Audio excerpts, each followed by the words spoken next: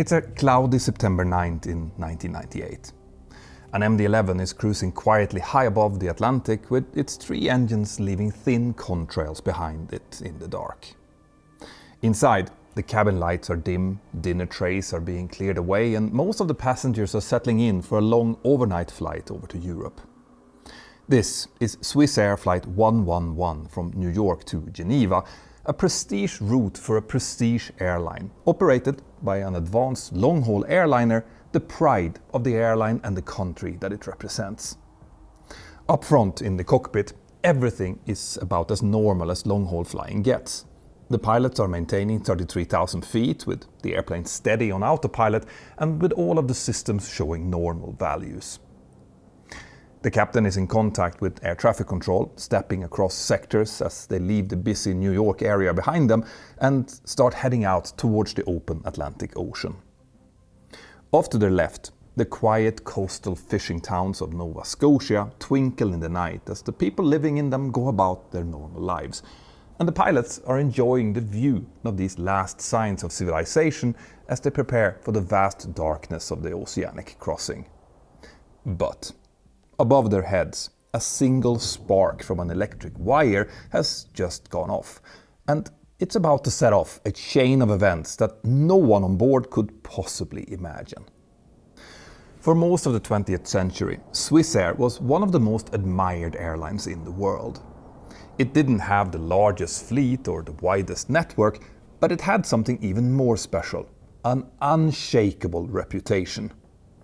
It was known for financial stability and premium service that continued to be consistent and impressive year after year.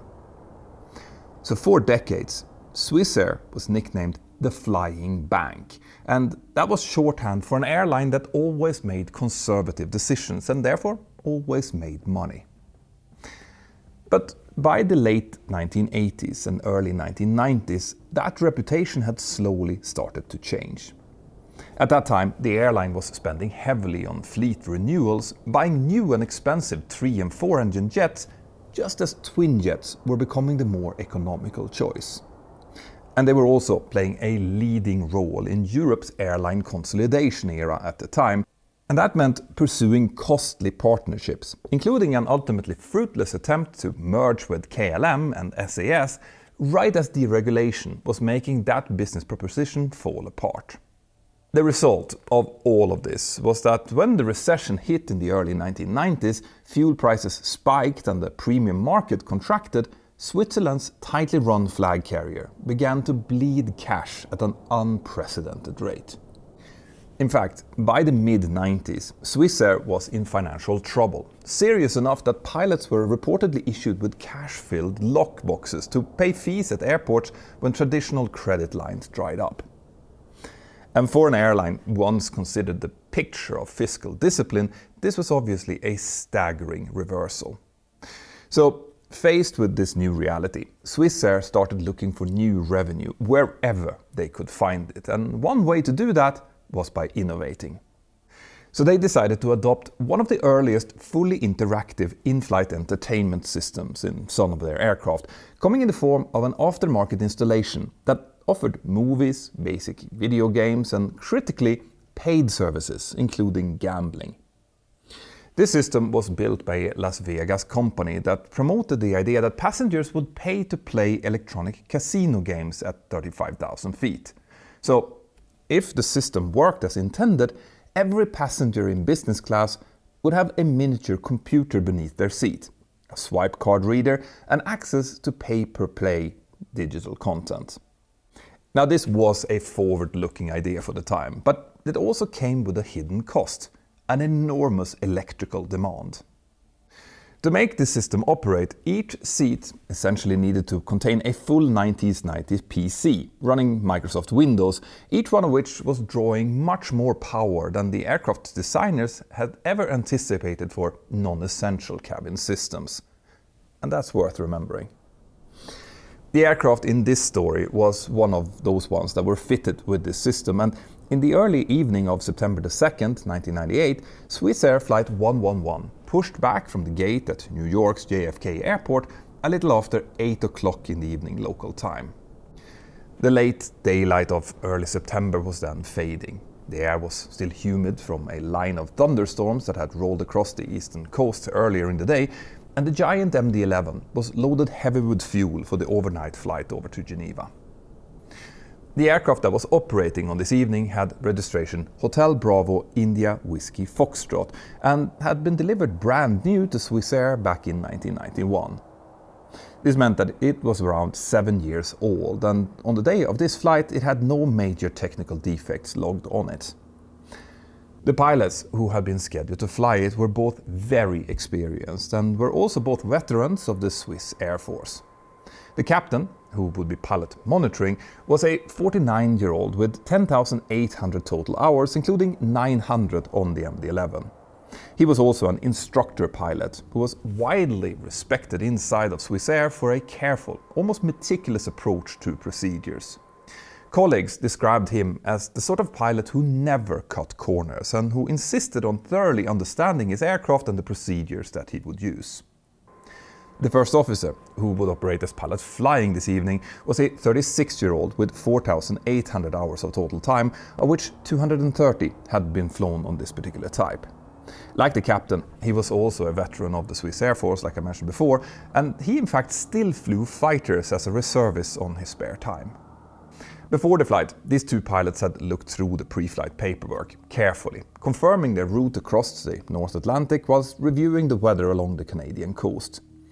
Nothing had stood out to them. The skies would be clear at cruising altitude, and the weather in Switzerland didn't look like it would pose any problems around the time of their arrival either.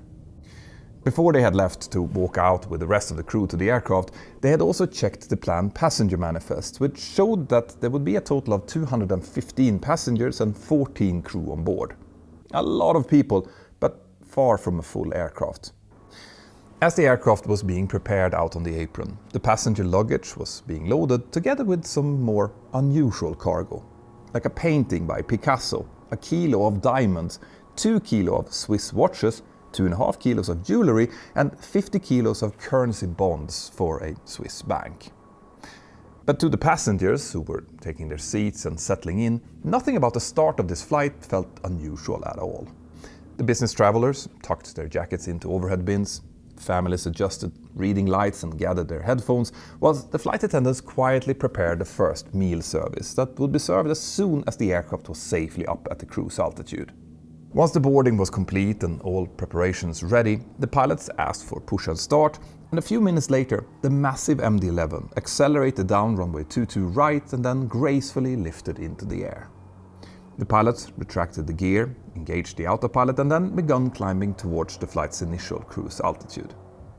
Now, apart from a small deviation around some lingering weather near the coastline, the climb out was completely uneventful, and the aircraft soon rejoined its assigned track out towards the dark North Atlantic. Inside the cockpit, the work continued as it always did, and as the flight crossed into Canadian airspace, the crew worked through the frequency changes that they were given by Boston Center. At one point, it seems like they might have switched on to the wrong frequency here, which meant that for 13 long minutes, the controllers couldn't get a hold of them. Eventually, though, the captain managed to establish contact with another Boston frequency that could give him the correct frequency again, and this was likely just a small human factors hiccup that happens sometimes. I have done it myself. And even though it's really annoying for everyone involved, no one thought any more about it at the time. And also, as far as anyone has ever been able to determine in the years that followed this flight, this loss of communication had nothing to do with what subsequently happened.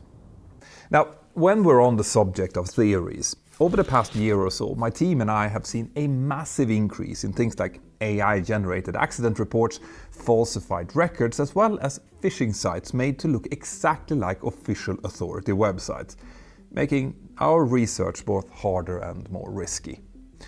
I have actually almost clicked and entered my details into sites like that myself, but here is where today's sponsor, NordVPN, steps in. Nord is the fastest and most privacy-focused VPN out there, and they are also the only ones certified by independent cybersecurity experts. In fact, their Threat Protection Pro feature stopped over 50 million phishing attempts in June of 2025 alone, and it works by scanning every website before it loads, checking for threats. And if it then does find something fishy, it will instantly block access to that site before any real damage is done. I absolutely love this feature as it gives me confidence in my research, and it also protects my privacy by stopping trackers who is following me around trying to figure me out for advertising purposes and spam. So to get a truly awesome VPN and cybersecurity tool, head over to nordvpn.com/pilot or scan this QR code, and that will give you 4 extra months for free when you sign up for the 2-year plan. And remember, Nord always offers you a 30-day money-back guarantee, so you don't lose anything by trying. Thank you so much, Nord. Now, back to the video. Once the VHF communication had been sorted out, the rest of the climb proceeded uneventfully. The autopilot held the aircraft smoothly at its assigned altitude, and the engine instruments showed nothing out of the norm. In every sense, Swissair 111 was exactly what it appeared to be, a long-haul flight cruising smoothly towards Europe with a rested crew and a well-served cabin.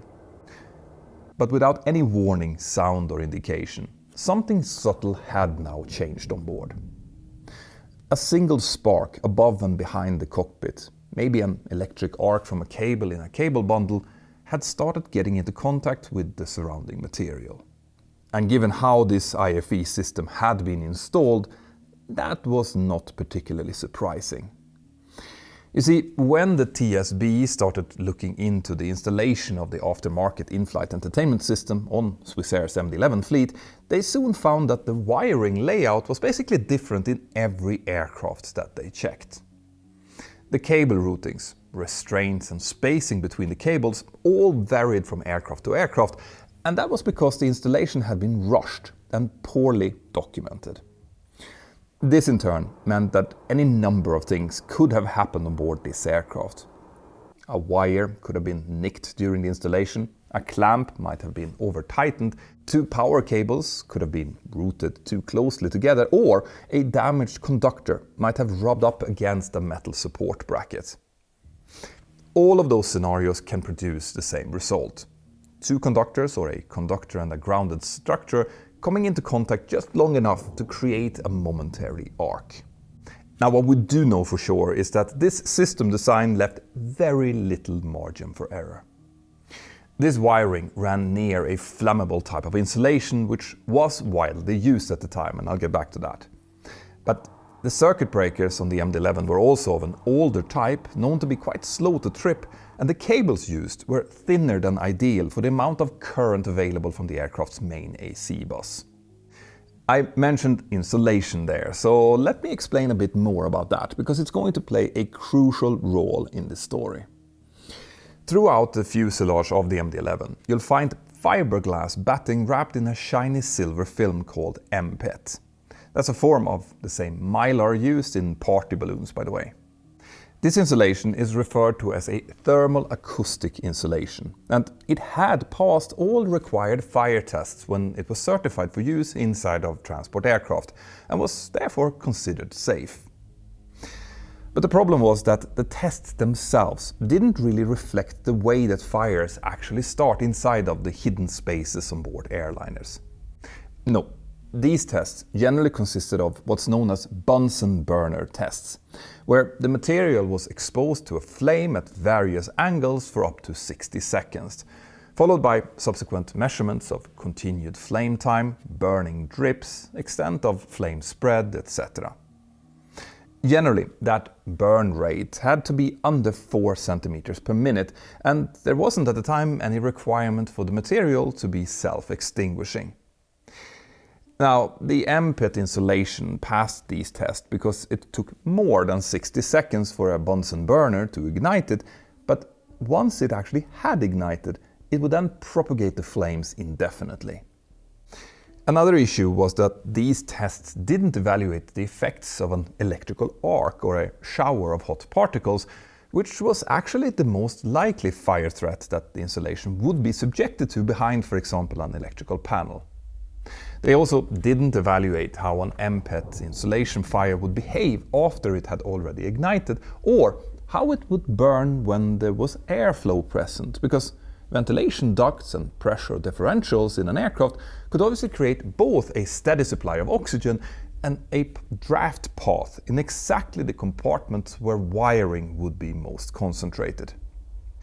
The result of these overlooked flaws was the use of a material that had been legally approved, but which also was vulnerable to the exact type of ignition sources most likely to occur in an electrical compartment of an aircraft.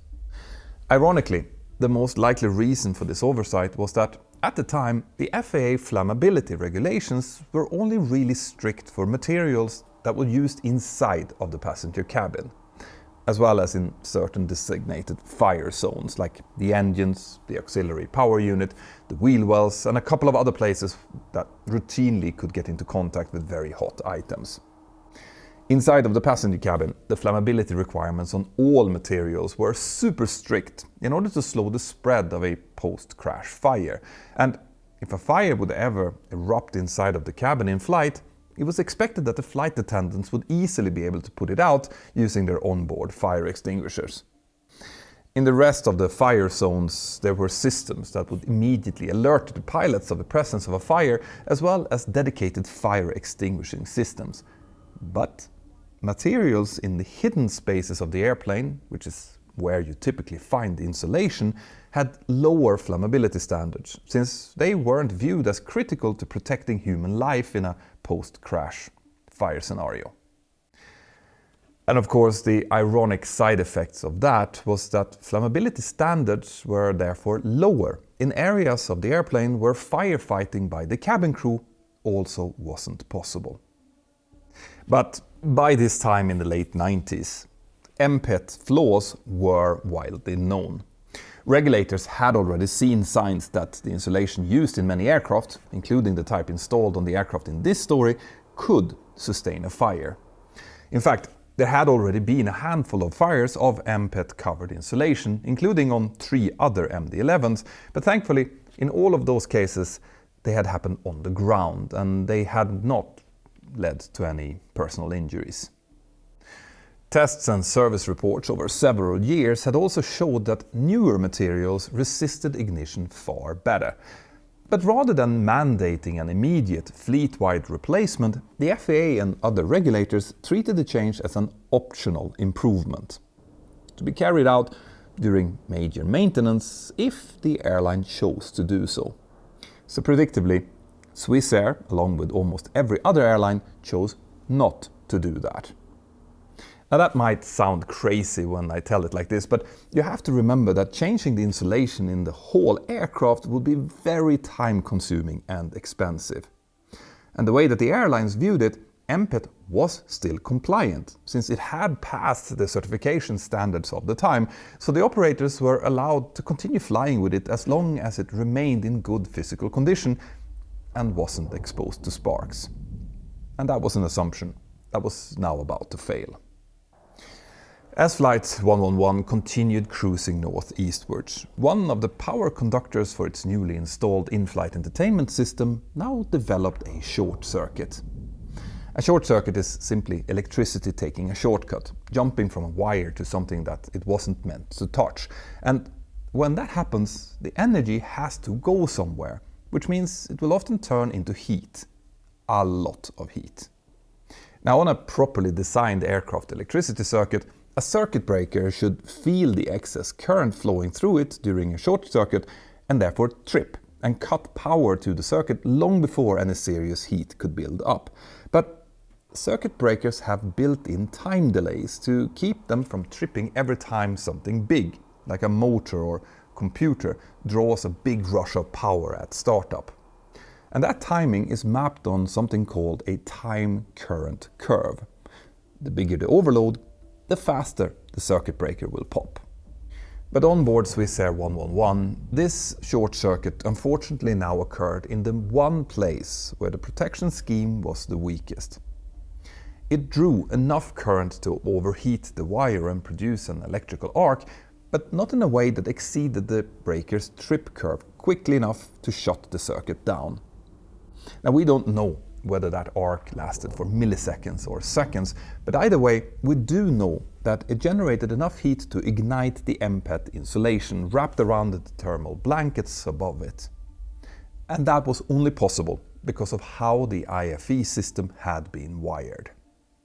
You see, Swissair's new entertainment system drew far too much power to be connected to the cabin buses.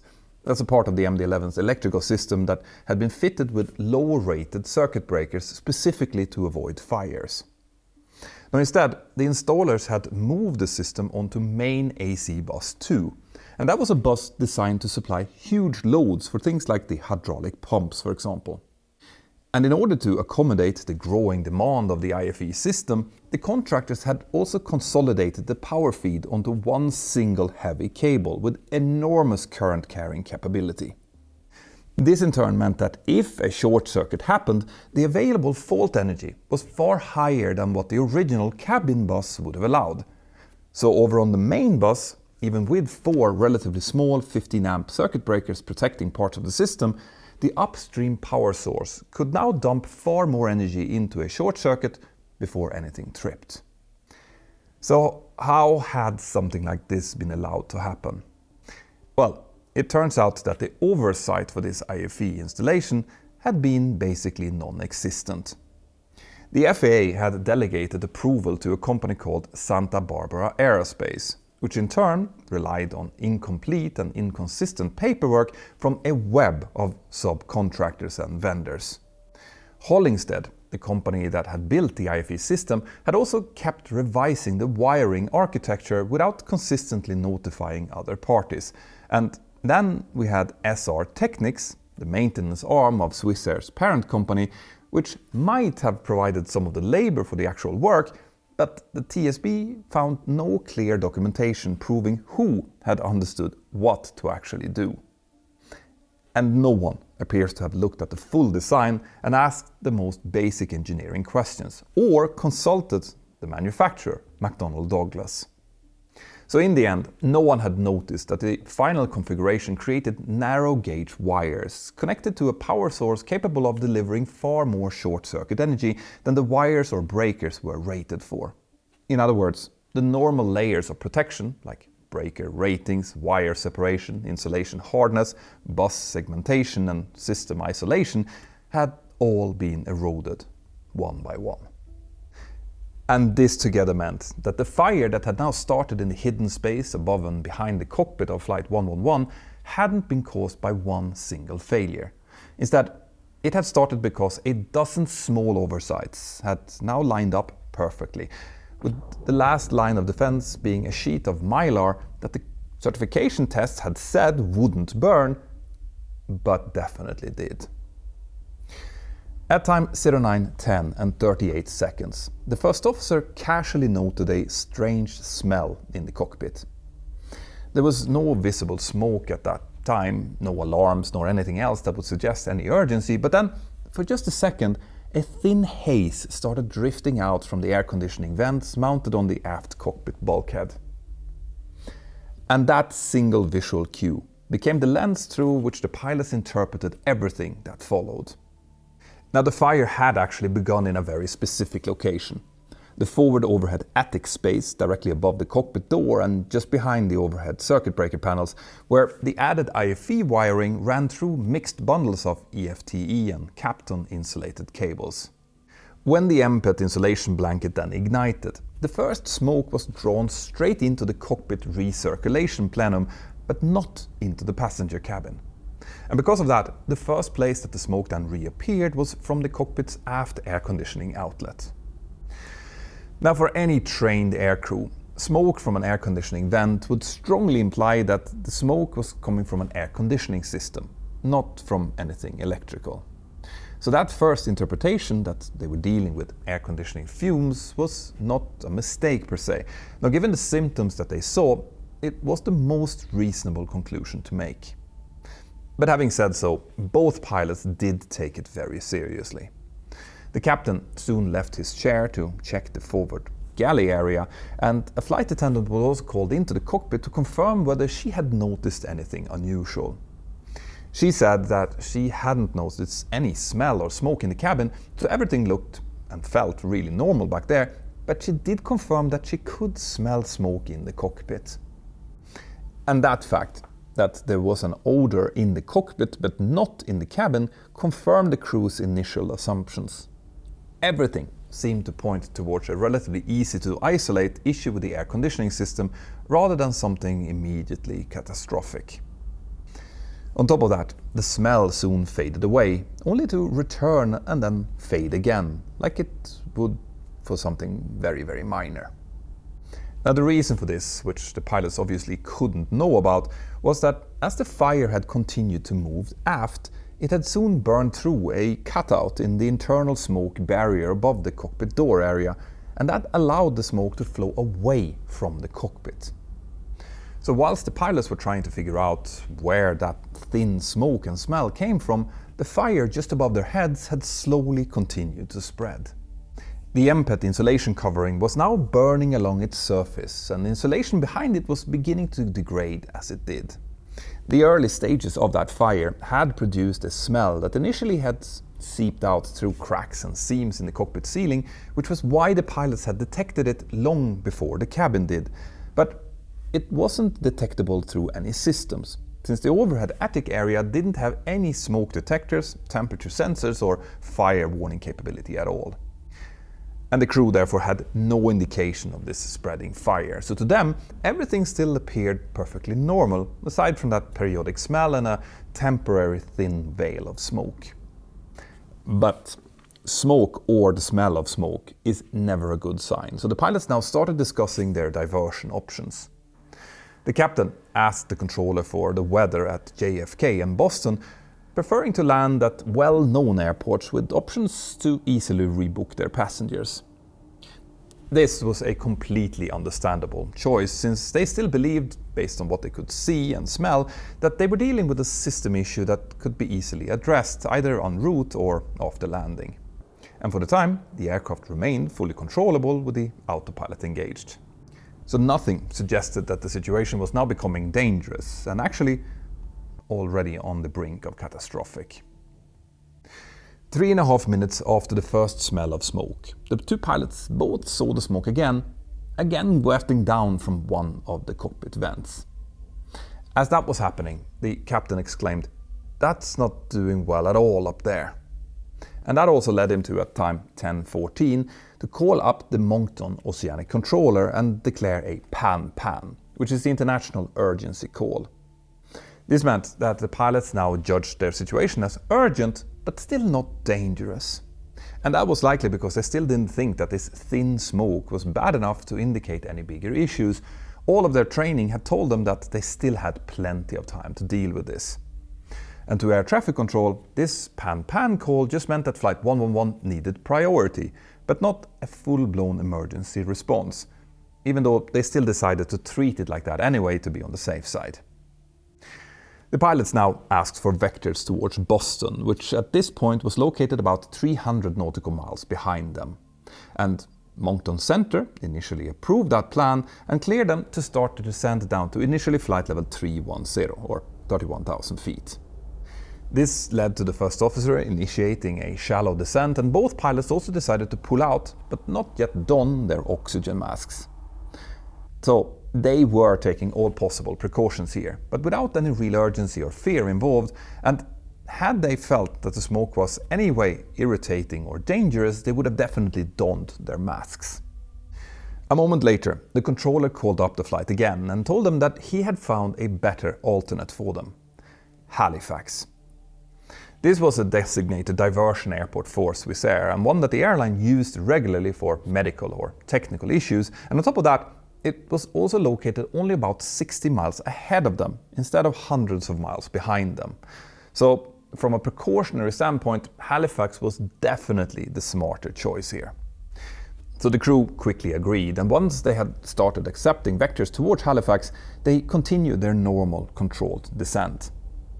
They initially selected about 2,000 feet per minute, which is a fairly standard descent rate, and again shows that the pilots didn't feel like the situation posed any need for an emergency descent or an immediate landing at this point.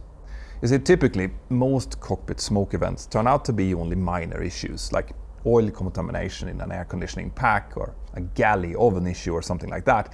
So their training and the training philosophy at the time assumed that the crews would have ample time to diagnose the problem before taking any real drastic action.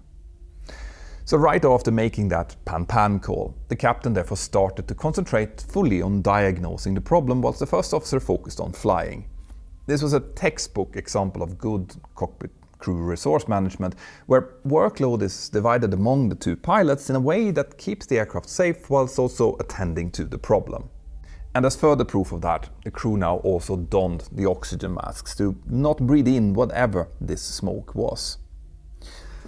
When the aircraft was about 56 nautical miles away from Halifax, Moncton Centre came back onto the radio and cleared them to descend to 10,000 feet.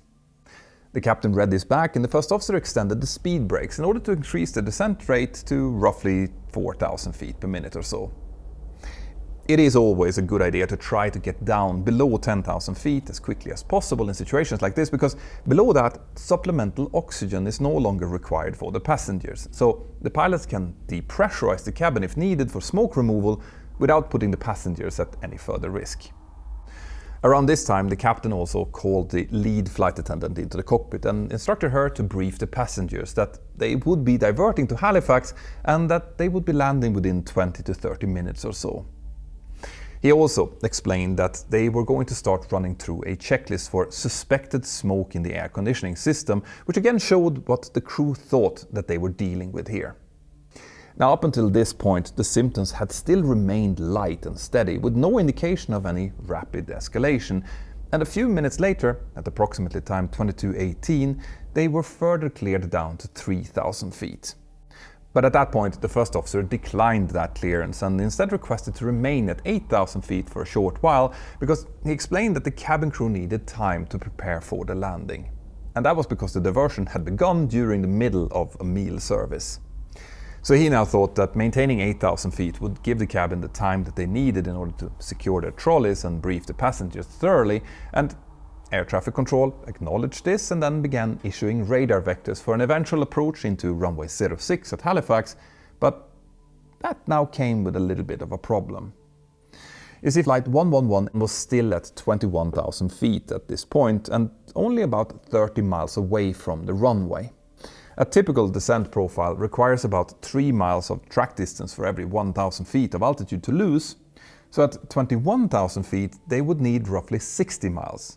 But they only had about half of that, so a straight-in approach would be impossible using normal procedures.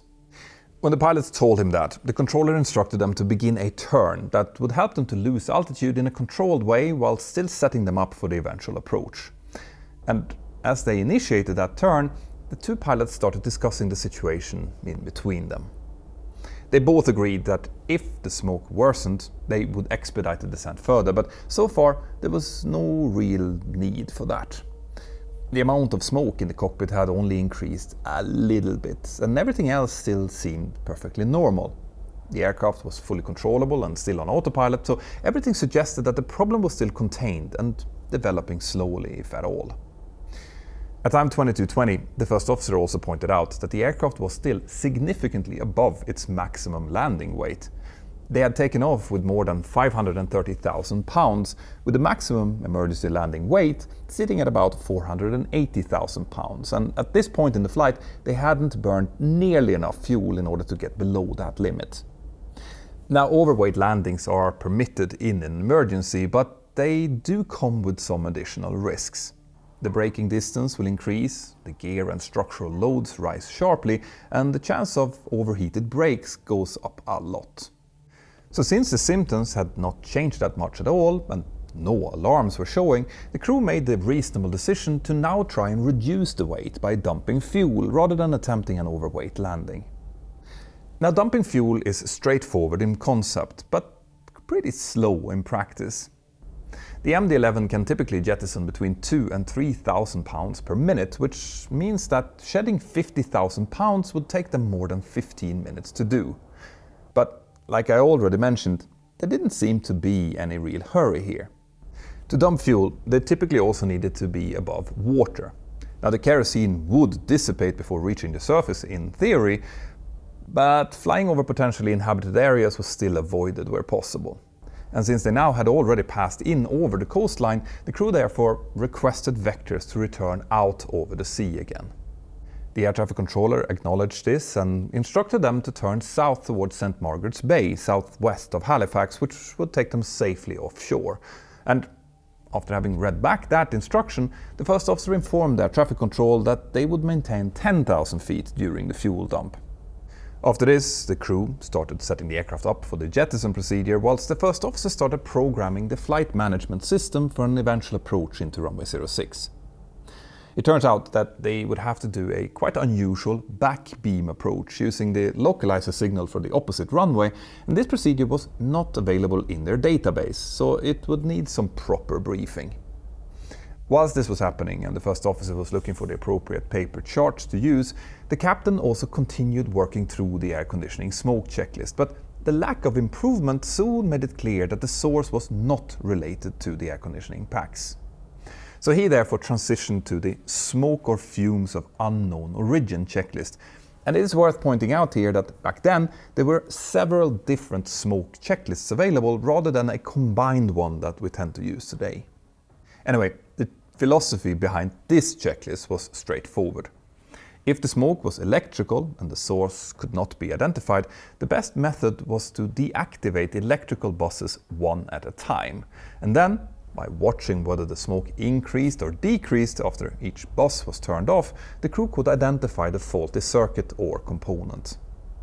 The first major step on that checklist was to switch off the cabin bus. So the captain first confirmed the action with the first officer and then placed the related switch to off.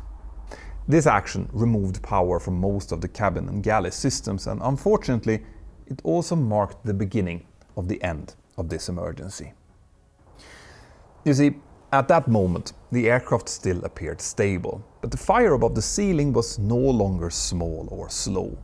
Instead, it had now spread both upwards towards the fuselage skin and forward towards the windscreen above the pilots' heads. This also meant that the heat was now quickly rising across the entire cockpit attic, eating away at several electrical cables as it did.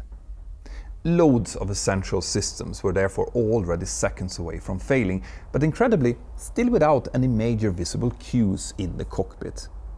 And that was because the majority of the smoke had been drawn backwards by the recirculation fans and then pushed through powerful filters, which removed a majority of the smoke particles and therefore masked the smoke. But when the captain reached up and switched the cabin AC bus to off, which was a deliberate step in a checklist like many others, this completely changed the situation for the fire that was now raging above them. It had, by this time, already breached the thin wall separating the insulation blankets from the aircraft's ventilation system, meaning that conditioned air, normally used for feeding the cabin and the electronics, was now blowing fresh air and oxygen straight into the fire. And when the cabin AC bus was turned off, those recirculation fans that had previously drawn the smoke backwards and through the filters were now suddenly deactivated.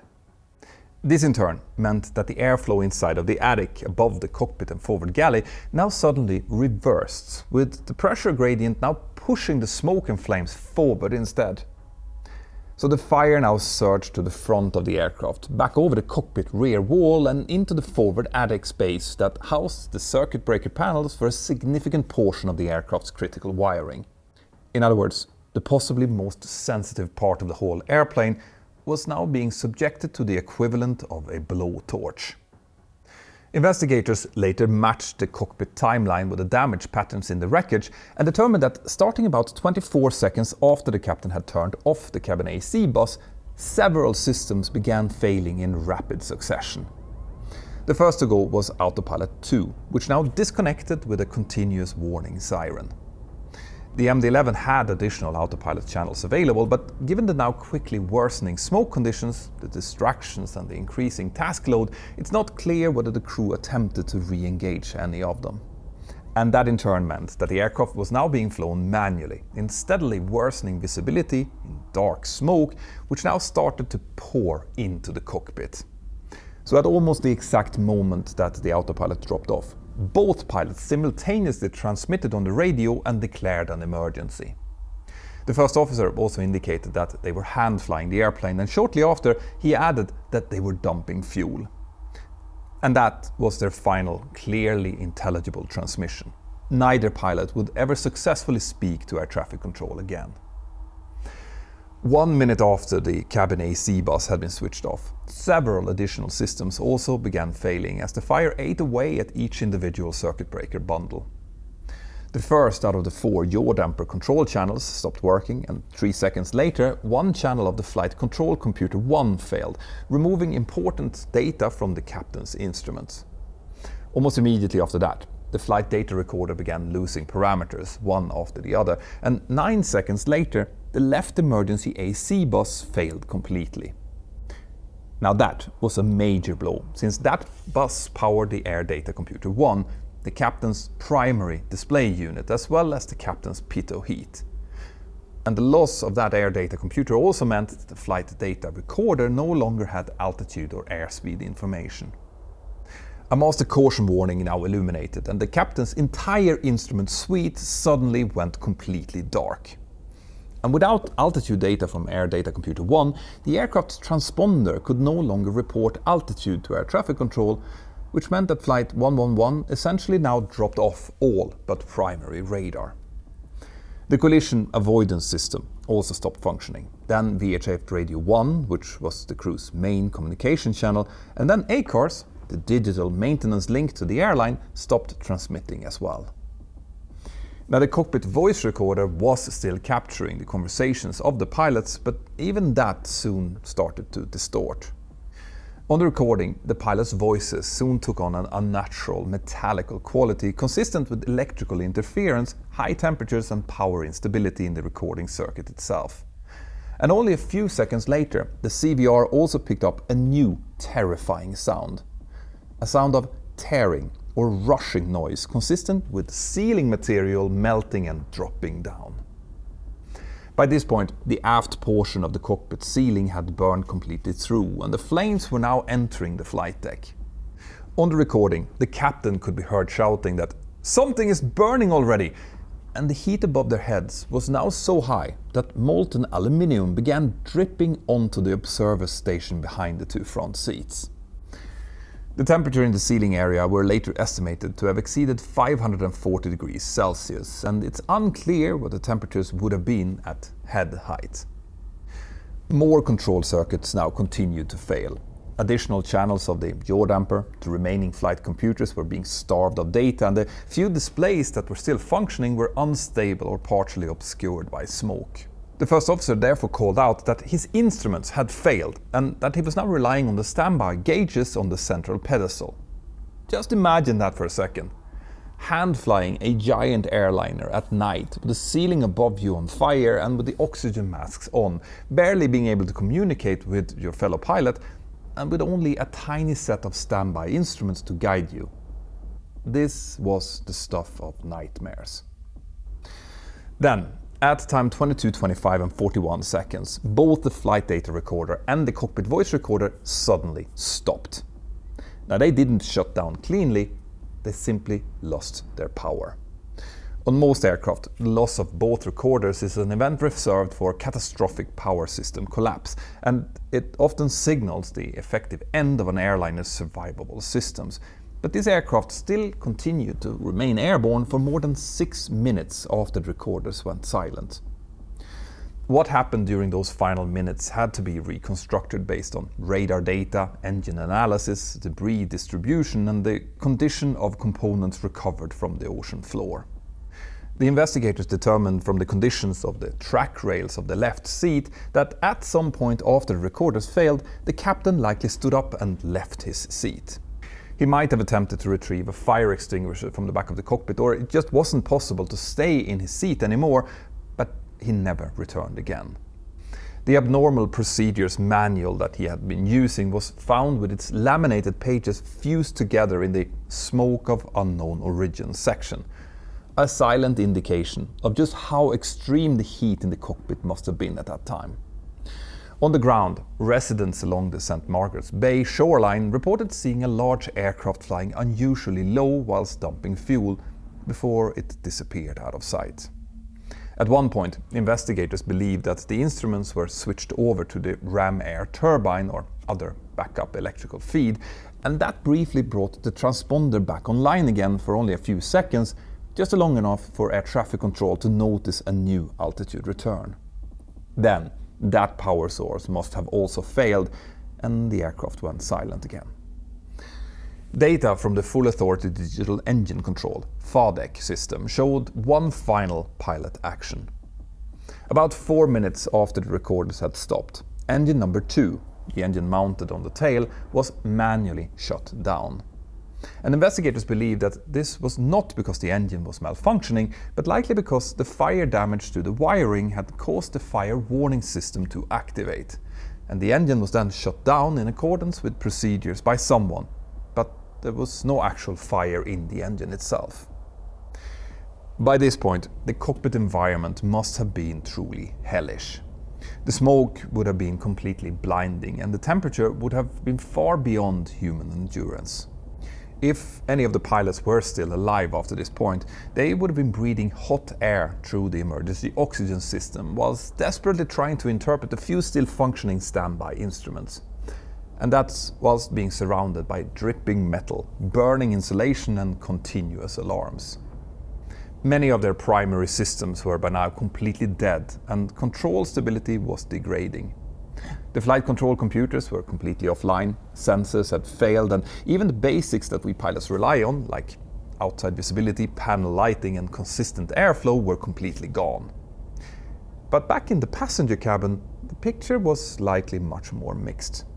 Passengers in the forward section would have seen smoke and possibly even fire near the galley and cockpit door, but those seated further aft might not have understood what was going on at all. Now, we do know that one business class passenger, who was also a pilot, did put on his life vest, which indicated that at least some passengers must have understood that the flight might not reach Halifax. But that would have been without receiving much information. The lead flight attendant was found still strapped into her jump seat whilst not wearing a life vest, which indicates that no ditching briefing would have been given. And now, the time had finally run out. 6 minutes after the black boxes had gone silent, and only about 20 minutes after the first officer had first mentioned the unusual smell, the aircraft began an uncontrolled right turn over the dark water. The bank angle increased and the nose began to drop. Now, whether this was commanded or the result of system failures is unknown. The investigators considered several possibilities: incapacitation from smoke, spatial disorientation, flight control degradation, or an attempt to reach a forced landing position. But none of the scenarios could ever be proven. So at the time, 22:31 and 18 seconds, Swiss Air Flight 111 struck the Atlantic Ocean at roughly 300 knots in a steep right bank and with a nose-down attitude of about 20 degrees. The impact force was later calculated as over 350 G, which caused the aircraft to immediately disintegrate, and all 229 people on board were instantly lost. And this also meant that the time from the first slight smoke smell to the final impact had been just over 20 minutes. A truly horrifying testament to the brutal destructiveness of an uncontrolled in-flight fire. In the minutes after the radar contact with Swiss Air 111 had been lost, there was still a brief hope that the crew might have been able to put the plane down into the water in a survivable way. But that hope vanished when search aircraft and local boats reached the last radar position and found only tiny pieces floating on the surface. No signs of an intact fuselage and no sign of survivors. The plane had hit the water with such force that it had been broken into more than 3 million individual pieces, and divers eventually recovered both flight recorders as well as some cockpit components, sections of the cabin, and representative samples of wiring, insulation and ducting from the areas where the fire had been believed to start.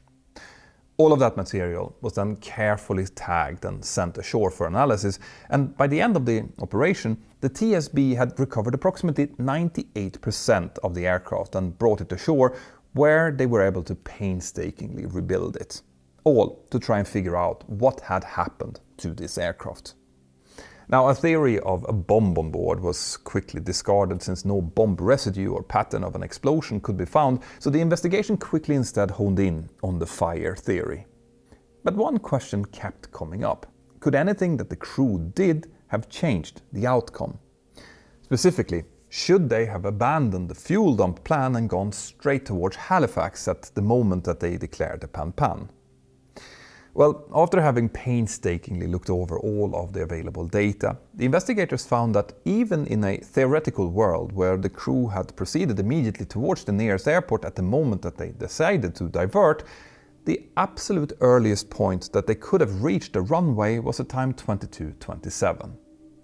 By that time, the fire had already breached the overhead circuit breaker panel and wiped out the primary flight instruments, the autopilot and most of the flight control computers. So there would have been no flight directors, no ILS guidance and no autoland. Just a smoke-filled cockpit, failing systems and the first officer hand-flying the MD-11 at night in marginal weather.